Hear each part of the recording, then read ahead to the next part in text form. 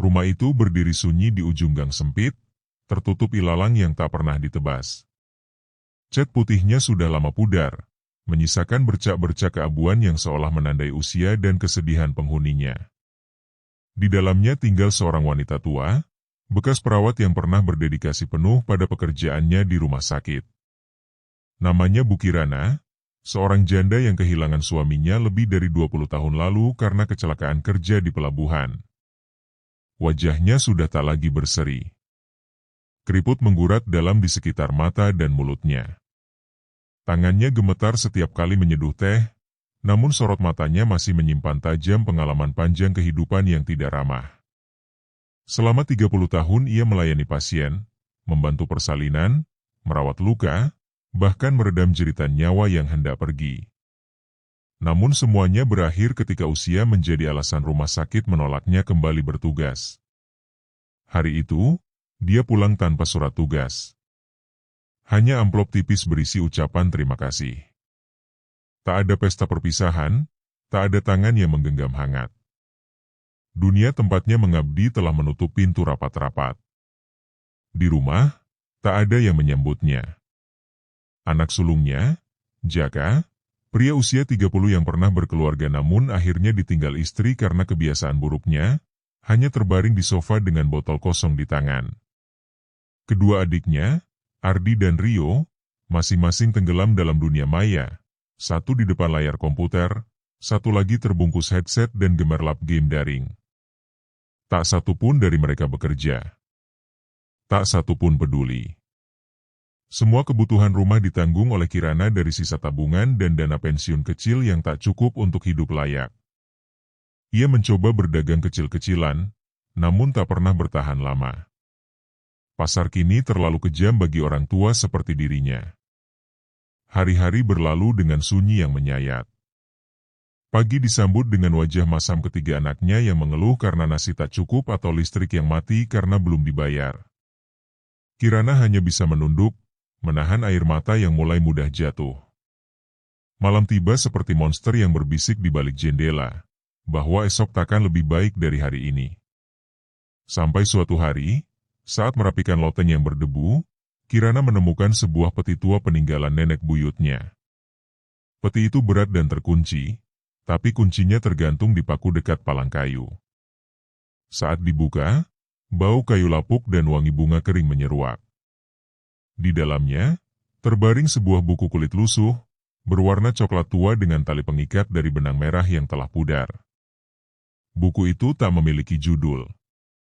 Namun saat Kirana membukanya, lembar-lembar tua itu menyimpan simbol-simbol aneh, tulisan tangan dengan bahasa campuran Latin dan aksara Jawa kuno. Semakin dalam dibaca, semakin Kirana memahami maksudnya. Ini bukan buku biasa. Ini adalah semacam panduan, ritual, yang pernah dilakukan leluhurnya untuk memanggil sesuatu dari sisi gelap dunia. Kirana tak segera menutupnya. Meski batinnya berontak, pikirannya tak kuasa menahan rasa penasaran yang tumbuh liar. Di antara catatan itu tertulis satu bagian yang paling jelas, kekayaan dari rahim yang ditolak. Kalimat itu berulang-ulang disebut, disertai simbol janin dan purnama, serta tata cara pengorbanan yang merujuk pada janin hasil pengguguran. Awalnya Kirana merasa muak. Ia hampir membakar buku itu. Namun malam berikutnya, ketika listrik rumah padam total dan ketiga anaknya mengamuk karena tidak bisa bermain, Kirana duduk di pojok dapur sambil memandangi lilin kecil dan berkata dalam hati, "Aku lelah." Ia merasa seperti pecahan kaca yang dibuang di jalanan. Bertahun-tahun merawat orang lain, namun kini bahkan keluarganya sendiri menuntut lebih dari yang ia mampu. Pikirannya mulai terbuka pada hal-hal yang dulu tak pernah ia bayangkan akan disentuh. Ia tahu dirinya pernah belajar kebidanan. Ia tahu prosedur medis. Ia tahu bagaimana tubuh bekerja dan kapan nyawa itu lemah. Ketika seorang tetangga datang diam-diam, meminta bantuan untuk menggugurkan janin dari hubungan terlarang, Kirana menolak. Tapi malamnya, ia teringat halaman itu dalam buku, kekayaan dari rahim yang ditolak. Keesokan harinya, dia menerima permintaan itu. Sejak itulah hidupnya berubah. Suster tua yang dulu berdiri gagah di ruang bersalin kini duduk diam di ruang belakang rumah, dengan peralatan medis usang dan selimut lusuh di meja kayu. Tapi tak satu pun dari perempuan yang datang bertanya tentang kenyamanan. Mereka hanya ingin semuanya cepat selesai. Kirana tidak bertanya. Dia hanya menerima. Dan setelah setiap prosedur selesai, dia kembali membuka buku itu. Ia mengikuti setiap langkah yang tertulis, menaruh janin di mangkuk tanah liat, membacakan mantra dalam malam sepi, dan membakar dupa yang ia racik sendiri dari petunjuk nenek buyutnya. Tak ada kilat, tak ada gemuruh. Tapi dalam seminggu, uang datang seperti hujan. Ada saja orang yang tiba-tiba memberikan uang sebagai tanda terima kasih. Ada saja barang mahal yang entah bagaimana bisa ia jual dengan harga tinggi. Bahkan lotre kecil yang dibelinya secara acak, menang besar tanpa alasan. Kirana tak bertanya. Ia hanya mengikuti. Namun dalam hatinya, sunyi itu mulai berubah wujud. Ia tak tahu, saat satu pintu terbuka, sesuatu yang lain diam-diam ikut masuk. Dan sejak malam itulah, hening tak lagi menjadi teman Kirana. Ketukan kecil di malam hari menjadi hal yang biasa. Awalnya hanya samar. Pelan, seperti sentuhan hujan pertama di atap seng. Tak selalu terdengar, tapi cukup untuk membuat Kirana terjaga. Ia mencoba meyakinkan dirinya bahwa itu hanya suara kayu tua yang mengembang karena lembab, atau tikus di balik plafon. Tapi ada yang berbeda. Ketukan itu tidak liar. Tidak acak. Selalu 3 kali. Pelan. Teratur. Pada suatu malam, ia terbangun dengan perasaan aneh. Bukan karena mimpi buruk, melainkan karena kesunyian yang terlalu rapat. Udara di dalam kamarnya terasa lebih dingin dari biasanya. Angin tidak berhembus. Daun jendela tertutup rapat. Namun aroma bunga melati tercium samar dari arah ruang belakang. Kirana tahu ia tidak menaruh bunga apapun hari itu. Ia memutuskan tidak memikirkan hal-hal itu terlalu jauh. Dalam benaknya, itu hanya perasaan bersalah atau kelelahan. Mungkin tubuhnya belum terbiasa berhenti dari pekerjaan formal setelah puluhan tahun berdinas. Kini hidupnya berganti, bukan shift pagi, bukan shift malam, melainkan shift sunyi yang dijalani sendirian. Namun perubahan tak hanya dirasakannya. Rumah kecil yang dulu kumuh mulai berubah. Dinding rumah mulai dicat ulang, kursi rotan tua diganti sofa empuk berlapis beludru, dan dapur yang dulu penuh barang bekas kini bersih dengan rak-rak kayu baru. Uang datang nyaris tanpa henti. Perempuan-perempuan muda, beberapa dari mereka bahkan tampak masih remaja, datang dengan wajah bingung dan takut, lalu pergi dengan kepala tertunduk. Kirana menyambut mereka seperti dulu ia menyambut pasien bersalin. Hanya saja kini tanpa tangis bayi, tanpa pelukan hangat, tanpa kehidupan. Anak-anaknya melihat perubahan itu, tapi tidak bertanya. Raffi, si sulung yang telah lama ditinggal istrinya, mulai sering membawa teman-temannya pulang untuk bermain kartu dan mabuk. Ia bahkan berani meminta uang saku secara terang-terangan. Roni dan Reva, 2 adik bungsu, tak pernah menolak uang jajan tambahan selama mereka bisa tetap duduk di depan layar komputer hingga dini hari. Kirana tidak menegur. Ia justru merasa lega karena anak-anaknya mulai betah di rumah. Ia merasa usahanya dihargai. Akhirnya, setelah bertahun-tahun berjuang sendiri, ada hasil nyata yang bisa ia genggam. Namun, setiap berkah tampaknya membawa bayangannya sendiri. Ia mulai bermimpi aneh. Dalam satu mimpi, ia berdiri di tengah padang luas, penuh dengan kain putih tergantung dari langit, seolah dunia berubah menjadi tenda kematian raksasa. Tiap kain menggantung diam, tak bergerak. Tapi dari balik lipatannya, terdengar suara tangisan pelan. Seperti rintihan, namun bukan dari mulut manusia. Saat ia mencoba mendekat, kain itu tiba-tiba basah. Tidak karena hujan. Tapi seolah sesuatu menetes dari atas, dingin, lengket, dan membuat napasnya tercekat. Ia terbangun dengan keringat dingin, jantung berdetak liar. Di siang hari, ia tetap kuat.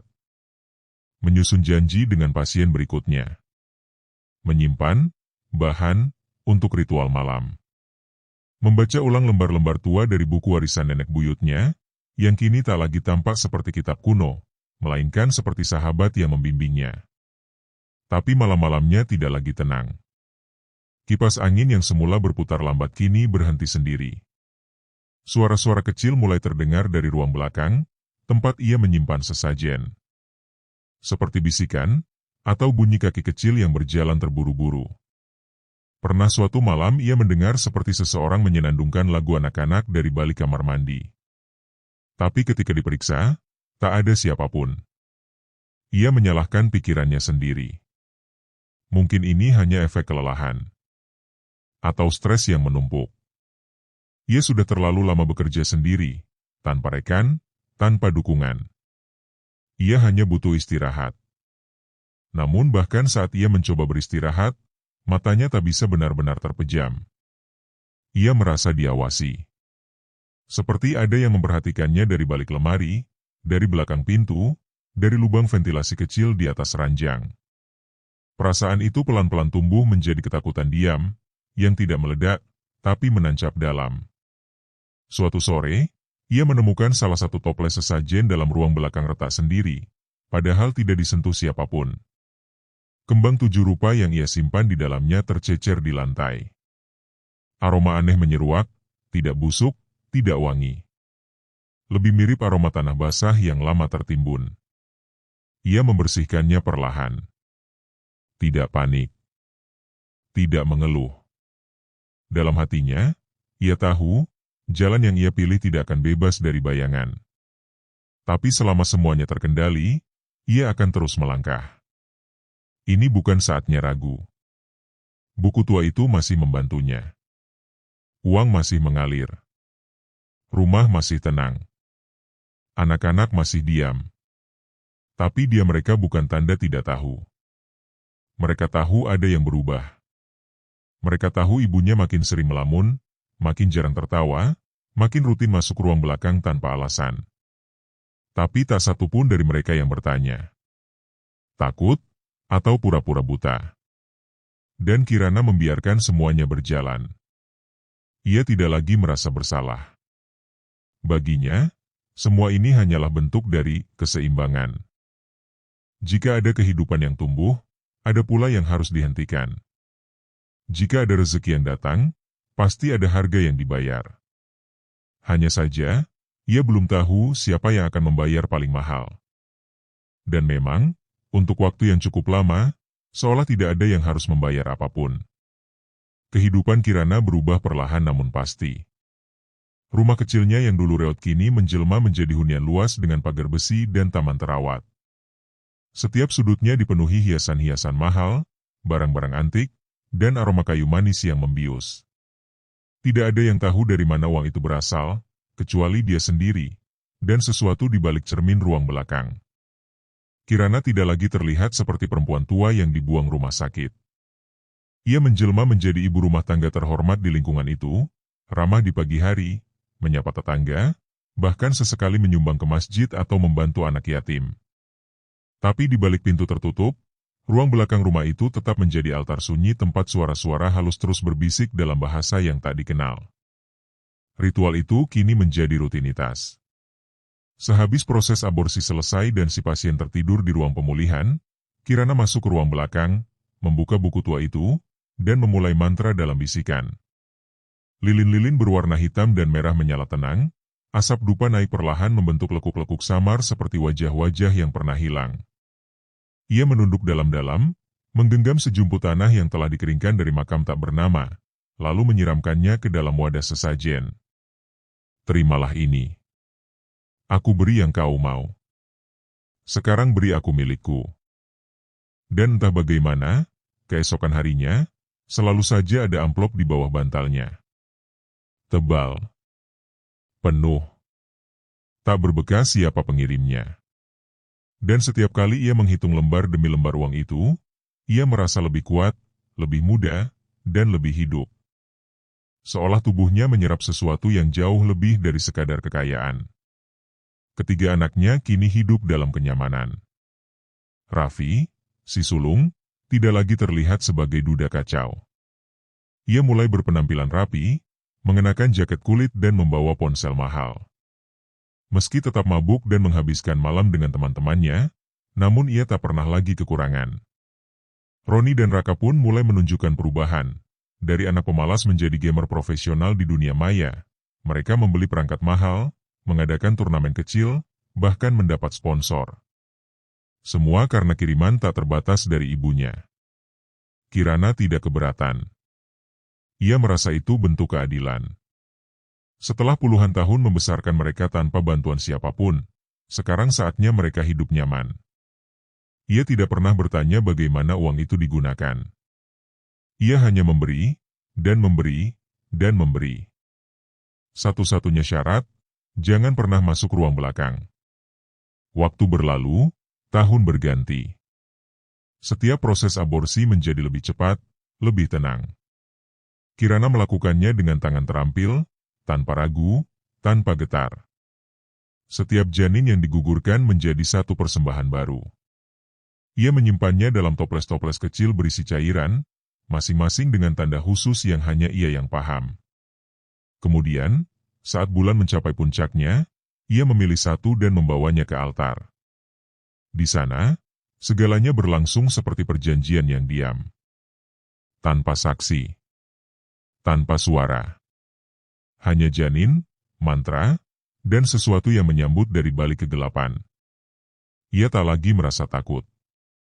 Tak ada bisikan, tak ada mimpi buruk, tak ada keanehan yang berarti. Rumah itu kembali tenang, bahkan lebih damai dari sebelumnya. Ia mulai tertawa lagi. Mulai berdandan. Bahkan membeli pakaian-pakaian bagus yang dulu hanya bisa ia lihat di iklan televisi.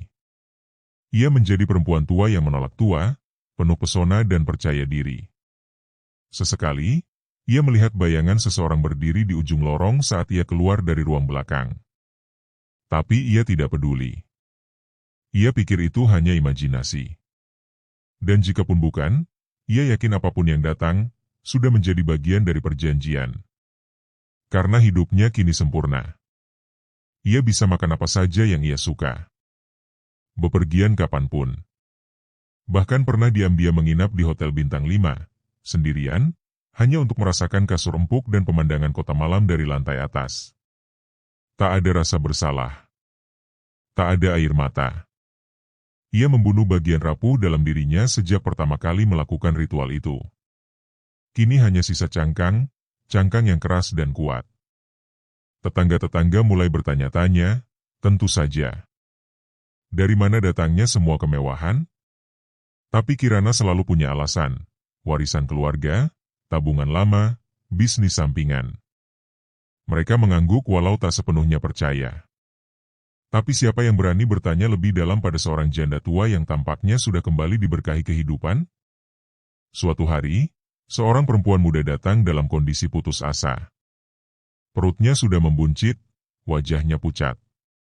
Ia menangis terus-menerus, memohon agar janin dalam tubuhnya diambil sebelum orang tuanya tahu.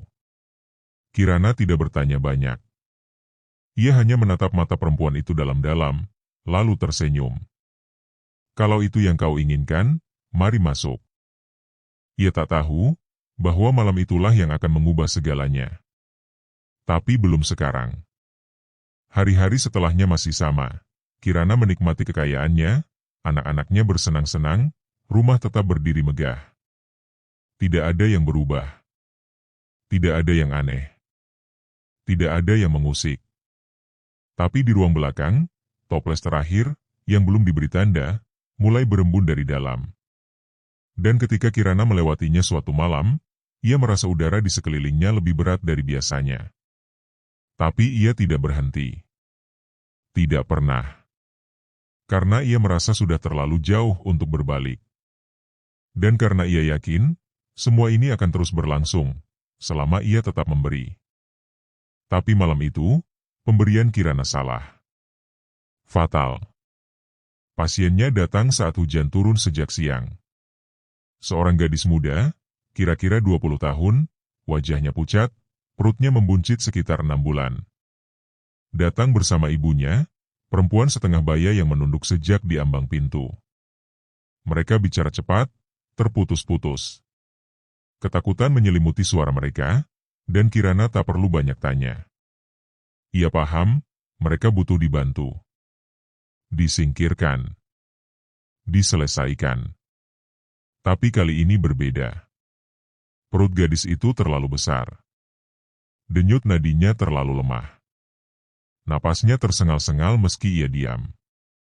Ibu gadis itu memaksa, memohon, berjanji akan membayar berapapun, asal anaknya tak melahirkan bayi itu.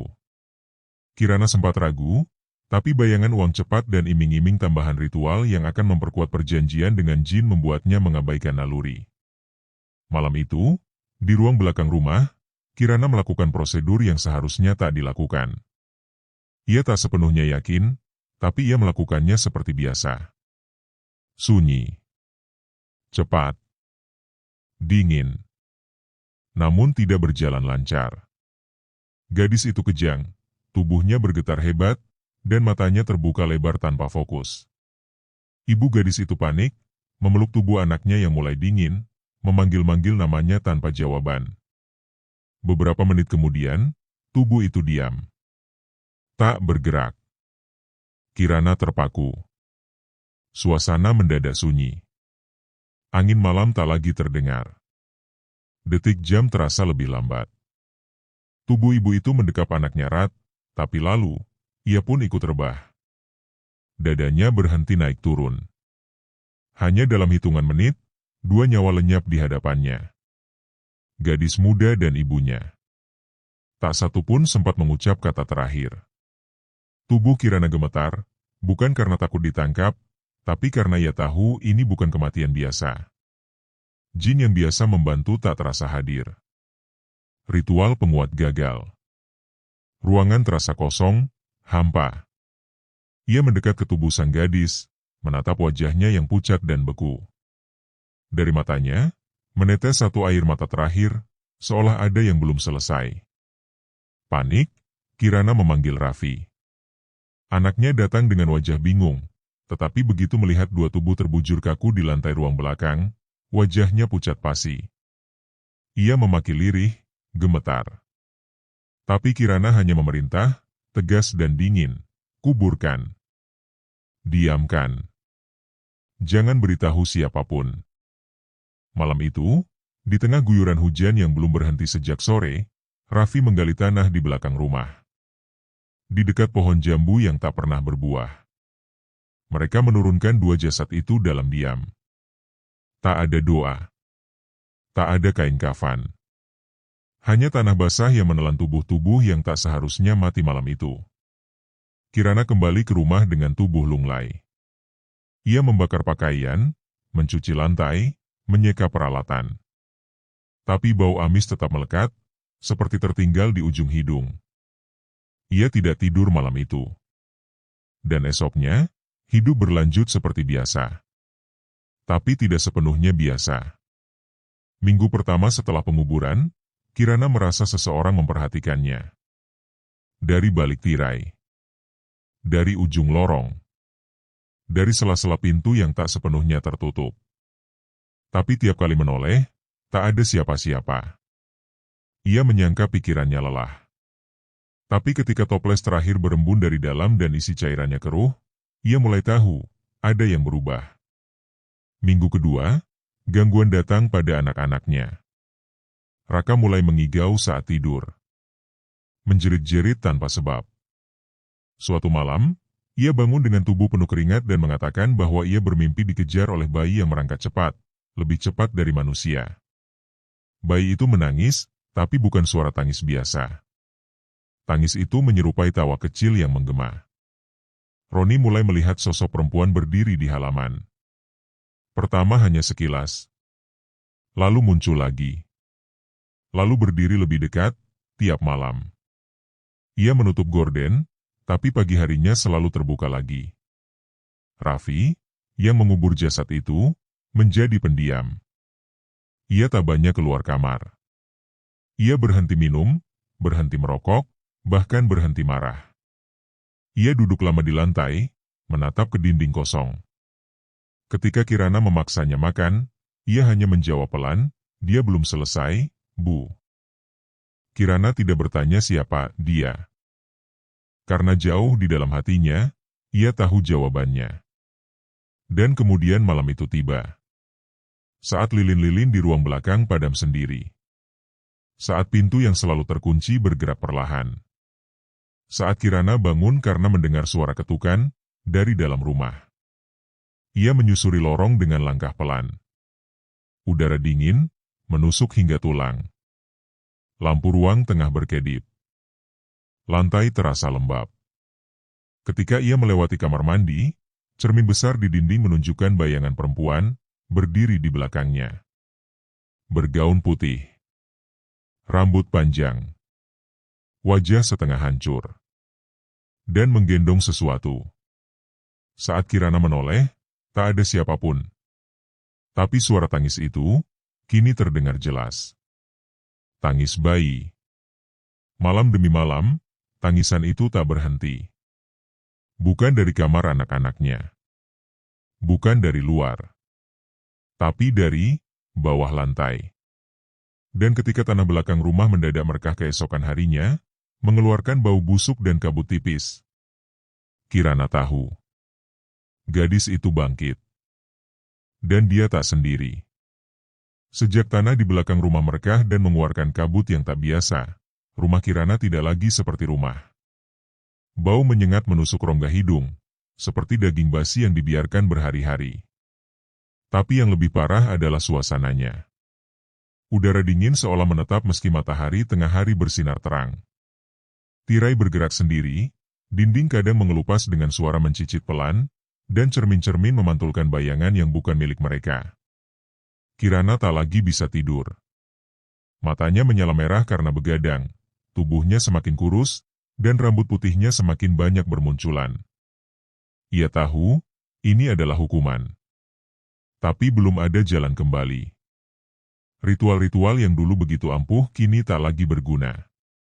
Jin yang selama ini datang dengan patuh seakan menghilang. Diam. Mati rasa. Tak lagi mau menolong. Raka, anak sulungnya, menjadi yang pertama merasakan mimpi buruk yang terlalu nyata untuk disebut sekadar mimpi. Awalnya ia hanya bicara sendiri di kamar. Kadang tertawa, kadang menangis.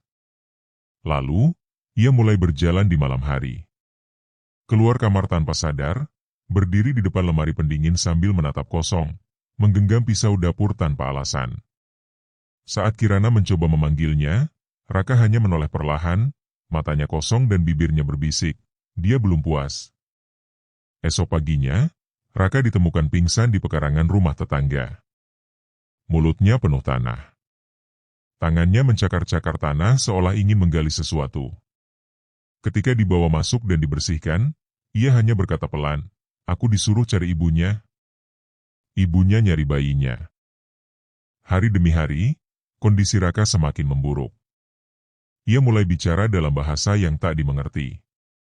Kadang menyebut nama yang tak pernah didengar siapapun, Sari. Lalu, pada malam ketujuh setelah tanah merekah, Raka berlari keluar rumah dengan tubuh telanjang, menjerit seperti orang terbakar. Ia melompat ke jalan, dan hampir tertabrak mobil. Ia tak mati, tapi tubuhnya terbaring kaku di rumah sakit jiwa keesokan harinya. Dokter bilang ia mengalami psikotik berat. Tapi Kirana tahu, ini bukan penyakit dunia. Ini kutukan. Roni, anak keduanya, lebih pendiam, tapi jauh lebih peka. Ia sering menatap langit-langit kamarnya berjam-jam. Tak makan. Tak mandi. Ia hanya duduk bersila, menatap kosong. Kadang tersenyum kecil seolah ada seseorang yang tengah menghiburnya. Pada suatu malam, ia menjerit sangat keras hingga membangunkan semua orang. Tangannya mengarah ke pojok kamar. Tapi tak ada siapapun di sana. Dia berdiri di sana, teriak Roni, matanya membelalak. Dia bawa bayi itu. Dia nyanyiin lagu buat anaknya, tapi lagunya bikin telinga sakit. Keesokan malamnya, Roni kabur dari rumah. Berlari sekuat tenaga di jalanan desa yang sepi. Tubuhnya terguncang ketakutan. Sebuah truk yang melaju kencang menabraknya dari samping. Ia tidak mati. Tapi sejak itu, kedua kakinya lumpuh dan mulutnya tak pernah lagi mengeluarkan suara. Ia hanya menggeleng atau menatap langit kosong dengan mata berlinang air. Kirana hampir tak sanggup melihatnya. Tapi mimpi buruk itu belum selesai. Reva, si bungsu, yang selama ini paling tak peduli, juga mulai berubah. Ia sering mencium bau aneh di dalam kamarnya, seperti susu basi bercampur tanah lembab. Ia mulai mendengar suara-suara tangisan bayi dari balik lemari. Ketika ia buka, tak ada apapun. Tapi suara itu tetap terdengar, makin lama makin jelas. Suatu malam, saat ia tidur, ia bermimpi melihat ibunya menggali kuburan. Dalam mimpinya, ia melihat jasad gadis muda itu, tapi wajahnya berubah menjadi wajah Reva sendiri. Reva terbangun dengan keringat membanjiri tubuh. Tapi bukan itu yang membuatnya menggigil ketakutan. Di atas perutnya, tergolek boneka bayi yang tak pernah ia miliki. Boneka itu menangis, dan tertawa dalam waktu bersamaan. Esok paginya, Reva demam tinggi. Panas tubuhnya seperti membakar, tapi kulitnya terasa dingin saat disentuh. Kirana mencoba memberi obat, tapi Reva menepisnya. Ia mengerang, menggeliat, seperti ada sesuatu yang merayap di dalam tubuhnya. Beberapa hari kemudian, Reva ditemukan tak bernyawa di kamarnya. Matanya terbuka, menatap langit-langit. Mulutnya kaku, seolah ingin berteriak, tapi tak sempat. Di dada kirinya, tertulis kata samar yang tergurat seperti luka lama, gantian. Kirana menangis untuk pertama kalinya sejak bertahun-tahun. Ia menjerit memanggil nama anaknya, tapi hanya keheningan yang menjawab. Suara tangis bayi masih terdengar, dan kini terasa semakin dekat. Hari demi hari, suara-suara itu masuk ke telinganya bahkan saat ia tidak sadar. Tangis bayi, suara ibu memanggil anaknya, suara tanah digali, suara tulang patah, suara tubuh ditarik paksa. Kirana mulai melihat sosok perempuan itu berdiri di ambang pintu kamarnya. Rambut panjang terurai, pakaian compang-camping, dan di tangannya, sesosok bayi merah, tubuhnya menggembung dan pucat. Tatapannya kosong, tapi penuh dendam. Kadang ia muncul di dapur. Kadang di ruang tamu. Kadang berdiri di luar jendela sambil menempelkan wajahnya ke kaca, memperlihatkan mata putih dan senyum patah yang menyesakkan dada. Kirana tak bisa makan. Tak bisa tidur. Ritual lama tak bekerja. Bacaan kitab pun tak mempan. Ia mencoba membakar buku pusaka warisan nenek buyutnya, tapi api tak menyentuh lembaran kertas itu. Seolah semua sudah terlalu jauh untuk dihentikan. Suatu malam, suara itu memanggil dari lorong. Suara perempuan, parau, tergores tangis, berbisik. Kau tahu aku belum selesai? Kirana berdiri mematung di depan cermin besar yang tergantung di ruang tamu. Ia melihat dirinya, tapi di bayangan, ada tangan lain yang memeluknya dari belakang. Tangis bayi semakin keras. Cermin itu retak, lalu pecah, berserakan. Dan dari pantulan serpihan kaca, ia melihat wajahnya sendiri, tapi bukan lagi Kirana. Wajah itu penuh luka. Mata kiri hitam membiru. Dan di pelipisnya, tumbuh sesuatu. Seperti daging, yang bukan milik manusia. Awalnya kecil, hanya sebesar biji jagung. Tapi setiap malam, saat Kirana tidur di kursi ruang tamu karena tak lagi berani masuk kamar, daging itu membesar, berdenyut perlahan, seolah hidup, seolah tumbuh dari dalam rasa bersalah yang tak pernah ia akui. Setiap kali Kirana menatap cermin, wajahnya tak lagi seperti dulu. Daging itu memerah, menghitam, lalu mengelupas seperti kulit terbakar. Kadang bergerak sendiri. Kadang mengeluarkan suara lirih, suara yang mirip tangisan bayi yang pernah ia dengar saat ritual dilakukan di ruang bawah tanah. Ia mencoba memotongnya dengan pisau, tapi setiap kali pisau menyentuh permukaan kulit, tangannya bergetar hebat, dan pisau itu terpental jatuh. Seolah ada kekuatan lain yang menolak rasa bersalah dihapus dari tubuhnya. Malam-malam Kirana tak lagi punya tidur.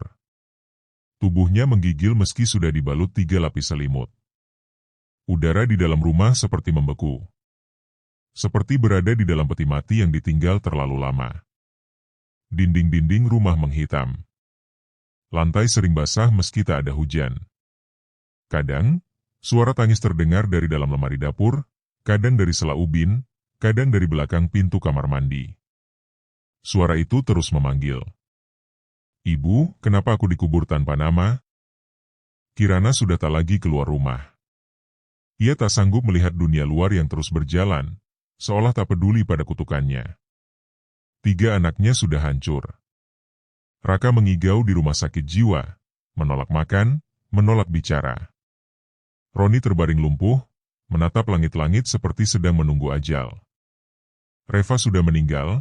Jenazahnya bahkan sulit dikenali karena raut wajahnya penuh guratan aneh seperti cakaran kecil yang membentuk wajah perempuan. Kini Kirana sendiri. Dan dia tahu, waktunya hampir habis. Pada malam ke-40 setelah kejadian aborsi gagal itu, Kirana bermimpi dirinya dikurung di sebuah sumur tua. Airnya hitam dan pekat, dan dari dasar sumur, terdengar suara tawa pelan. Pelan, lalu berubah menjadi jeritan menusuk. Dari dinding sumur, tangan-tangan kecil mencuat, menariknya, menggaruk wajahnya, mengiris kulitnya perlahan-lahan. Tapi rasa sakit tak datang, hanya kehampaan, seperti dosa yang tak bisa ditebus, hanya bisa diterima. Ia terbangun dengan tubuh penuh lebam. Lehernya memar seperti dicekik. Di bawah tempat duduknya, ia menemukan selembar baju bayi lusuh, penuh tanah basah. Dan di sebelahnya, seikat rambut perempuan terurai panjang. Pada hari ke-41, Kirana tahu ia harus menyelesaikan semua ini. Ia kembali ke ruang bawah tanah, tempat yang selama ini menjadi altar pengorbanan. Langkahnya gontai. Napasnya berat. Tapi jantungnya berdegup cepat, bukan karena takut, melainkan karena seluruh ketakutan telah larut dalam penyesalan yang tak bisa ditebus. Ia membawa dupa, bunga kering, dan buku pusaka tua milik nenek buyutnya. Buku itu dulu membawanya pada kekayaan. Sekarang, buku itu adalah satu-satunya harapan untuk menebus kutukan. Halaman demi halaman ia buka, mencari satu bagian yang dulu tak pernah ia sentuh, ritual penyerahan diri. Halaman itu hanya bisa dibuka ketika seseorang telah kehilangan segalanya. Tulisan di halaman itu tak seperti sebelumnya. Hurufnya berwarna hitam pekat, dan terasa hangat saat disentuh, seolah ditulis dengan sesuatu yang masih hidup. Kirana membacanya dengan suara pelan, gemetar. Darah yang tak tertumpah, akan menagih nyawa. Dan jiwa yang menolak dikembalikan, akan membawa tubuh dalam penderitaan abadi. Bila penyesalan tak mampu menghapus, maka dirimu harus menjadi tempat tinggalnya. Ia tak sepenuhnya mengerti artinya. Tapi ia tahu satu hal, ia harus menyerahkan dirinya.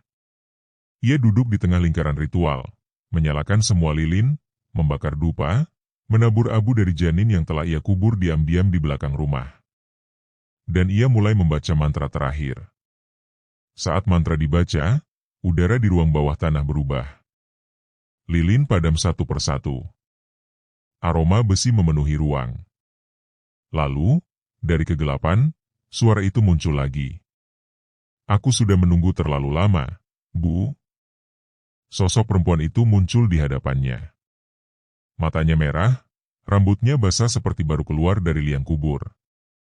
Di pelukannya, bayi itu masih utuh, matanya hitam legam, tak berkedip, tak bernyawa.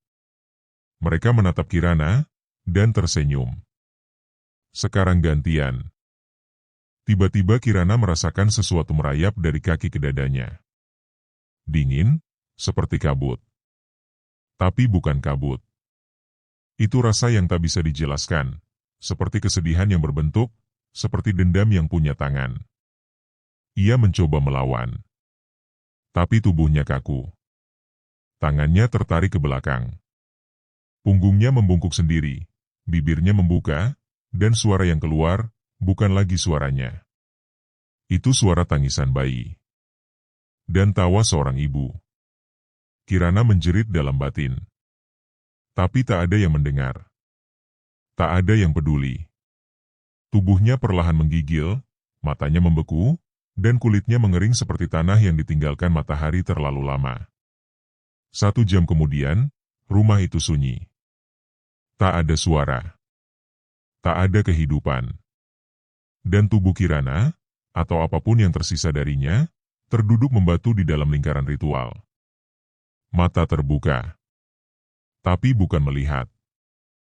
Mulut tersenyum. Tapi bukan bahagia. Desa itu masih hidup. Orang-orang masih lalu lalang. Tapi rumah itu sekarang kosong. Tak ada yang berani mendekat. Tiap malam, terdengar tangisan bayi dari dalamnya. Kadang tawa perempuan. Kadang suara bisikan dari balik jendela yang pecah. Orang bilang, Kirana masih di sana. Menunggu. Karena kutukan tak pernah benar-benar pergi.